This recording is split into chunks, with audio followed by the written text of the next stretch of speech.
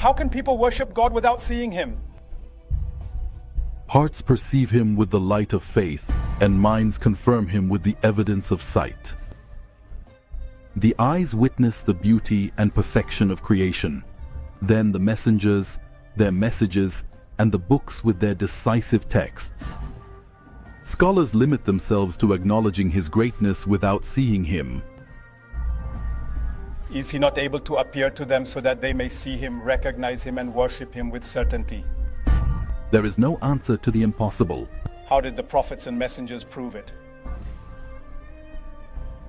Since we have proven that we have a Creator and Maker who is exalted above us and all that He created, and that Maker is wise, then it is not permissible for His creation to see Him, nor for them to touch Him, nor for Him to give them good news or communicate with them, nor to argue and be argued with. It has been proven that He has ambassadors among His creation and His servants, who guide them to their interests and benefits, and to what will keep them alive, and abandoning it will lead to their destruction. Thus, commands and prohibitions were established by the all-wise, all-knowing in His creation. It was then established that He has interpreters, who are the prophets of God, and the elite of His creation, wise men who teach with wisdom, sent by Him, sharing with people in their conditions as they share with them in creation and composition, supported by the all-wise, all-knowing with wisdom, evidence, proofs, and testimonies of reviving the dead and healing the blind and the leper. The earth is not without a proof that has knowledge indicating the truth of the messenger's words and the necessity of his justice.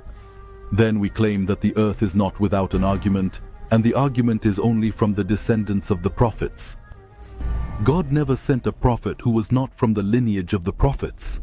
This is because God has prescribed a clear path for the children of Adam, and brought forth from Adam a pure and good offspring. From them came forth the prophets and messengers. They are the elite of God and the essence of His essence, purified in the loins and preserved in the wombs.